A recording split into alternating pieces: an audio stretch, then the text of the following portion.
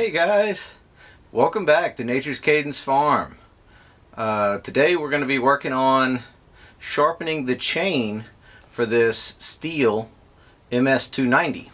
Now the model of the saw really doesn't matter, the size of the chain really doesn't matter, but it's a 325 chain, 3/16 cutters, that I'll need to have this. But today we're going to be reviewing slash showing you how to use this Timberline Chainsaw Sharpener. And I've used this quite a few times now.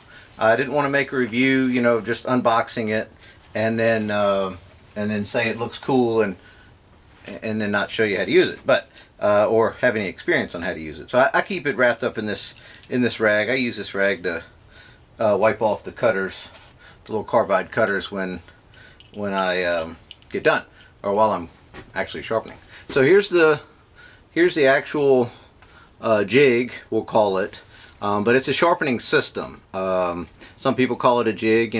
If you like to sharpen by hand with a file, go for it. I can sharpen by hand with a file and keep it fairly close, but this product here, this system, really does a nice job truing everything up, kind of making it back to, or I'll even go as far as to say better than factory. So we're going to get this, go ahead and get this set up onto the bar, and I'll show you how to get it all going here. So what we'll do to start with is we're going to visually kind of check these cutters, make sure nothing's broken, missing. If the chain's even worth sharpening, you could have it just totally demolished. But this one's been used a lot, actually. This one's got a lot of time on it. It's been sharpened by hand, and it's been sharpened with a hand file and also with a Granberg saw tune. If you're not familiar with one of those, I'll try to put a picture in right here. Yeah, the Granberg is a rotary tool like a Dremel, but it takes stones and it doesn't have a jig. Well, some of the Granbergs have jigs. This one that I have does not.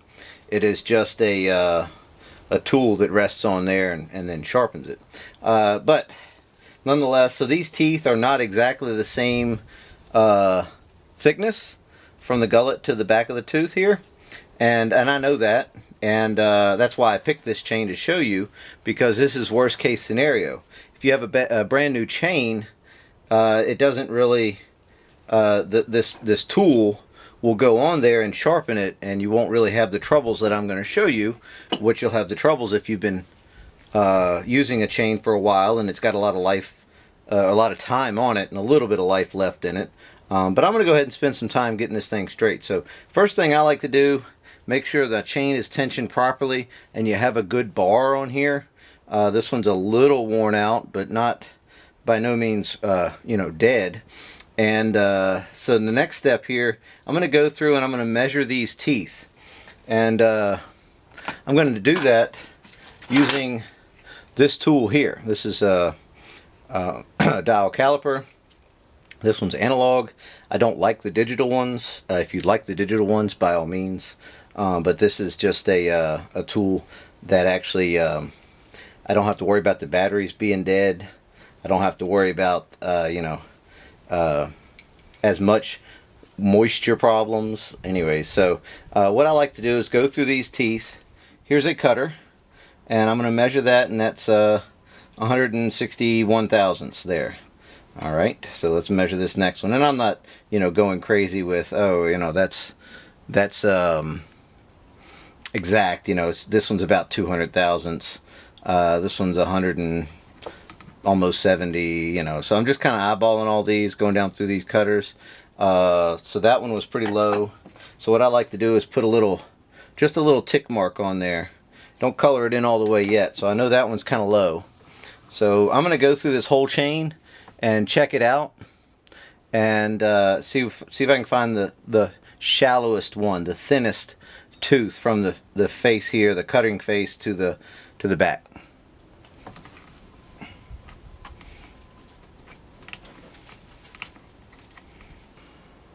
So now that I've found the tooth that is the thinnest, at least from the gullet to the back of the tooth here, which this one is 163 thousandths, somewhere around in there, yeah. And the rest of them went all the way from 200, up to 200 thousandths to about 210 thousandths or so. So, I mean, you're talking about a 50 thousandths difference in, cutter width. Now, that's not a big deal, but it is a big deal when you're trying to use this precision sharpener, and it doesn't go in there correctly, or you don't even touch the tooth that you're trying to sharpen. So I'm going to color this in fully now. I went through and I found 2 or 3 more that were about this width. They were very, very, very close. So I'm going to use that one to set up on. So I'm going to use this tooth right here to set up the sharpening system with. So I'm going to start first with just laying it on there, and then we're going to get our handle out and the proper size carbide. And this is a 3/16 here, and you can get these from Timberline or a couple other places online. I'll put some links down below there where you can get these cutters. And so you can see once it's in the gullet there, it hangs over a little bit, and that's exactly how you want it. So you don't want it too small, too big. You want the exact size for your cutter. So I've got my handle here and my carbide, the 3/16, the one that I need for this chain. So I'm just going to place the carbide in here with the flat pointing toward the set screw, and then take the Allen wrench that came with the sharpening system and tighten that down. Next up, we can go ahead and place the sharpening system down onto the bar and loosely start tightening up these thumb screws. And the cutter that I chose has an angle like this, so I need to use this back guide. So we're going to slide that in there, make sure these are kind of loose and that it can pivot. Push your handle all the way in to the system here, slide it up against the tooth, and then see how this rocks back and forth. I'm going to try to shoot for a middle ground here and tighten up these kind of loosely. So what I've had to do, since my tooth is so thin, but by no means is this tooth wore out or this chain wore out. So what you have to do is flip up this extra paw out of the way, because it would contact the carbide as you were sharpening. I don't want to dig into that and put aluminum into the carbide, gum it up and all that good stuff. So then you adjust your paw forward with this little stop so it contacts very lightly against the tooth, and then you can maybe tighten it up just a little bit more. I'm barely getting contact with it. I'm going to pull the chain forward, move it just a little bit more, maybe a half of a turn, maybe a quarter, and there, now I've got contact with the tooth. So I'm going to stop right there, make sure everything is nice and tight, and it is. So at this point, we're ready to go ahead and sharpen all of the cutter teeth that are like this. Again, because my chain is very old, if not, you would have been able to sharpen both sides. Maybe I'll make another video on an easy one. How about that? So next up, once we have that set, what I like to do is make a mark back here on this thumb screw and the body somewhere. And the reason I do that is because if I have to adjust this, because these teeth are different widths, I might have to move this back in order to clear the tooth up here. So I'm going to go ahead and do that. Let me show you that. So I had an old mark on here from another sharpening that I've done. Brake parts cleaner, a little bit of gasoline, anything on a rag will clean that right up. So I'm just going to put a little bit of that on there. Alright, so I got a little brake parts cleaner on here. Gasoline will do this too. I'm just going to clean this mark off of this thumb screw. And there, you can see it's gone now. So if you just got a rag, you can get it cleaned right up. So I'll leave a mark right here. I don't know if you can see that. Yeah, so I've got a mark right here on the side of the body. And then what I'll do is I'll put a corresponding mark I'll put a corresponding mark right here, kind of going that way. So I know that all I need to do, and I've never had a tooth so far off that it would require more than one revolution, but that's probably not out of the realm of possibilities. But anyway, so what I'll have to do if I do run into a tooth that is a lot thicker, I can just back this off like that and then get the cutter started in there, and then you can adjust it back to its original location. So let's go ahead and do that. I'm going to put a little bit of oil on this carbide because it's it'll get kind of sticky in there if you don't lubricate that shaft. So let's go ahead and get this thing in here. So that's the original tooth. I'm all set up, ready to go. And now all we do is leave the cutter in here, since we're only doing one side, and pull it forward to the next tooth that's on that side. Then you can go in here. So what this is doing is cutting it to the proper depth and the proper degree.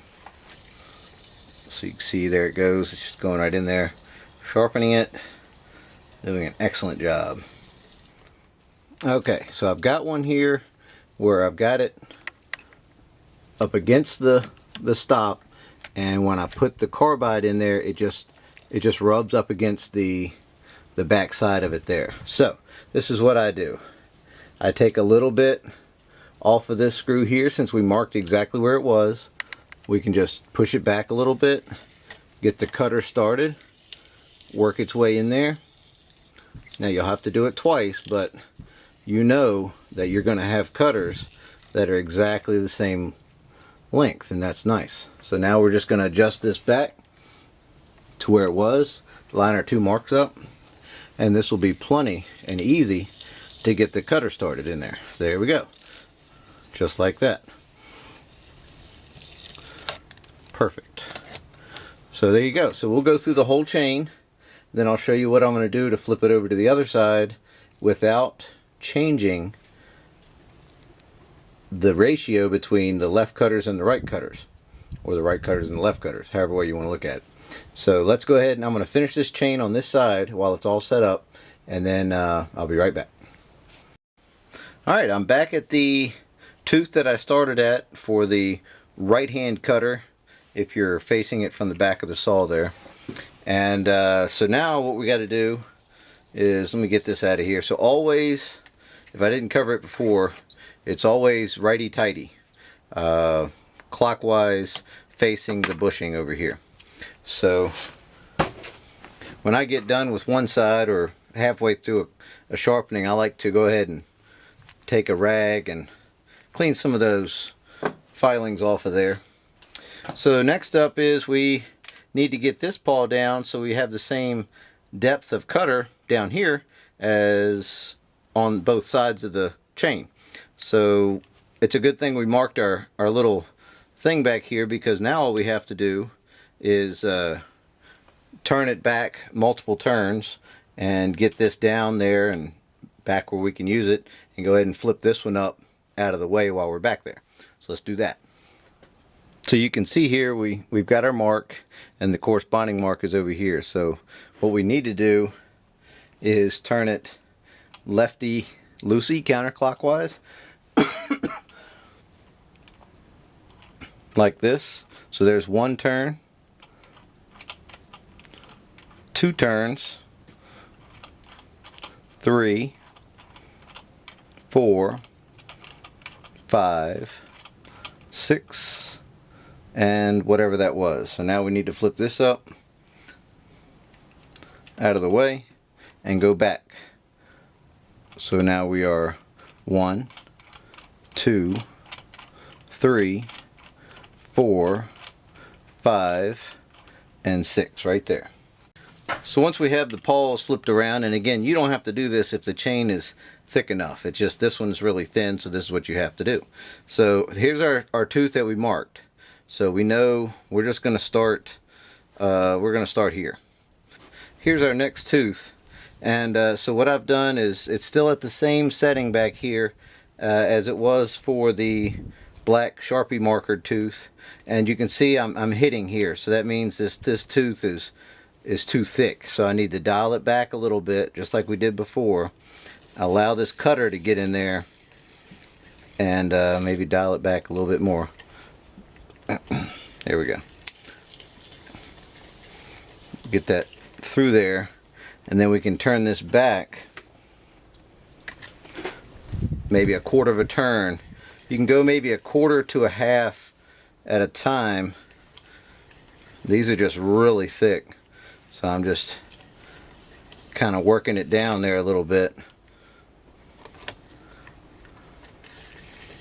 Yeah, these were a little over 200 thousandths, so it's about 40 thousandths I need to take off to true everything up to get it back to where it needs to be. So there, I'm just aligning that mark up, and there it goes. So here, I'll show you. So here's the black tooth that we started with. That was the thinnest. And here is this left-hand cutter from the back of the saw. You can see that. So I'm gonna clean up some of this junk off these right here, and let's take a measurement. Let's see what we got. What's that say there? That says 166 thousandths. Alright, let's check this other cutter here. And we are at 172 thousandths. I think that's pretty good considering the tolerances with the sharpening system and possibly even tool deflection, because again, it's a lot of material we're taking off of there to get everything on the same page. So the next time I sharpen it with this, it won't take nearly as long because everything will be the same depth, and that's the key. So if you start with a brand new chain, you're much better off than I am with some of these old junky chains that I'm just trying to get a little extra life out of and play with this sharpener. So this one is right on. I didn't have to do any adjustments. Well, maybe I still have to do some adjustments. There we go. Seems like it kind of gets to a point and then just kind of stops. So we'll get that through there and then adjust this back to the proper depth. And we'll go ahead and check this one while we're here also. Okay, and that one's at 179 thousandths. So, you know, pretty good. Alright, so I'm just going to keep going through this side of the chain now that I've got it all set up and you know, everything's working right, and get this other side sharp. Alright guys, well, I hope you enjoyed this and this was informative. I know it was kind of long and drawn out, but I'm going to make another video about this with a chain that is primo #1. All the cutters are the same angle, all the cutters are the same distance, you know, thickness and everything. So it'll be much easier, go much faster, and thicker too. But again, this is kind of a worst case scenario for this one, so I wanted to show that because, you know, this product, this Timberline product, it does a great job. I'm very impressed with it, very happy with it. I've had a lot of sharpening systems in the past. I think that's called Sharp Force from Husqvarna. And that's a good product. The Grandberg Sawtune, great product. I've even got a Harbor Freight, you know, miter box looking thing, and that does an okay job too. It really does. But it, you know, it's limited. But either way, I'm really happy with this. It takes no electricity, so I can use this out in the field. Just carry it with me. I don't need a four-wheeler or a truck or anything with 12 volts or 120 volts for the other one. And I think it does a very, very nice job with keeping everything square. So thank you, Timberline, for providing such a product that's so nice and well thought out and engineered. I would change a few things about it, and that would be some indicator marks on this knob back here, maybe a reference mark, maybe 6 different hash little marks there, and 1, 2, 3, 4, 5, 6 on the knob, so you can kind of remember that. That's one thing. I set the tension here. I don't know if I talked about that earlier, but you set your tension on the chain if you have a little wiggle in your bar, so you can put a little tension on it so it's nice and stable in there as you're sharpening it. Just kind of supports it a little bit. But yeah, that's it. So thanks for watching, and we'll see you next time.